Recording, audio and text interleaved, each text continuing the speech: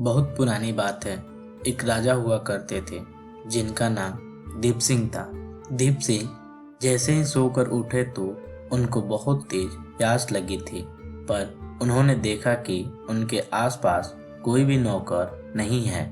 उन्होंने जोर से आवाज लगाई और पानी लाने को कहा। तभी उनके कमरे से एक कूड़ा साफ करने वाला नौकर जा रहा था। उसने देखा राजा को प्यास लगी है तो वो दौड़कर राजा के लिए पानी ले आया। राजा को यह बात बहुत बुरी लगी, पर उनको प्यास लगी थी तो उन्होंने पानी पी लिया और उसको बाहर जाने का आदेश दे दिया। कुछ देर बाद नौकर राजा के पास आ गए। तब राजा ने सबको डांटा और कहा, तुम लोगों का मेरी सेवा में बिल्कुल भी ध्यान नहीं है। मेरे पास पीने का पानी क्यों नहीं रखा गया? कुछ ही देर में राजा के पेट में दर्द होने लगा और उनकी तबीयत बिगड़ गई। राज्य के सबसे बड़े वैद्य को बुलाया गया और राजा का उपचार कराया गया, पर वैद्य को कुछ भी समझ में नहीं आया कि राजा क्यों बीमार हुए हैं और क्यों उनकी तबीयत बिगड़ गई है।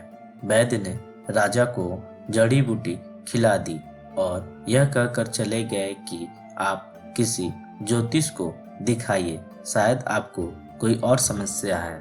राजा के आदेश पर बहुत जल्द ज्योतिष को बुलाया गया। ज्योतिष ने आकर राजा से कहा, आप पर किसी मनहूस का साया पड़ गया है, इसीलिए आपकी तबीयत बिगड़ गई है। राजा को तुरंत याद आया कि एक कचरा वाले नौकर ने आज पानी दिया था। राजा ने तुरंत उस कचरे वाले को मृत्युदंड का आदेश दे दिया। राजा दीप सिंह के पास एक बहुत बुद्धिमान मंत्री था। जैसे ही मंत्री के पास ये आदेश पहुंचा तो मंत्री को बहुत दुख हुआ और उन्होंने राजा को सबक सिखाने का फैसला किया।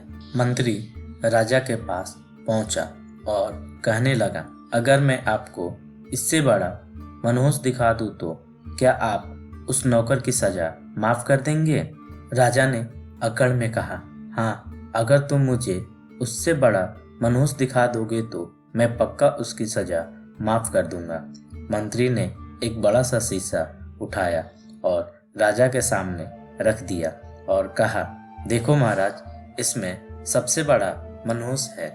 यह बात सुनकर राजा को गुस्सा आ गया और चिल्ला के बोला, तुम्हारा क्या मतलब, मैं सबसे बड़ा मनहूस हूँ? इस पर मंत्री ने बोला, हाँ महाराज, आप खुद देखिए, आपने उस नौकर के हाथ से पानी पिया और आपकी तबीयत खराब हो गई और उस नौकर ने आपको पानी दिया और उसके सामने उसकी मौत आ गई। भला आप ही बताइए, तबीयत खराब होना मनहूसियत है या मौत आना? राजा को पल भर में अपनी गलती का एहसास हो गया और उन्होंने उस कैदी को तुरंत रिहा करने का आदेश दिया। अपने बुद्धिमान और साहसी मंत्री की बहुत तारीफ की। तो मेरे प्यारे दोस्तों, हमें इस कहानी से यह सीख मिलती है कि हमें किसी की बातों में आकर कभी भी कोई फैसला नहीं करनी चाहिए, जैसा कि राजा ने किया और उनको उनकी गलती का एहसास हो गया। और ऐसी रोमांचक कहानी सुनने के लिए आप हमारे चैनल को लाइक कीजिए, सब्सक्राइब कीजिए।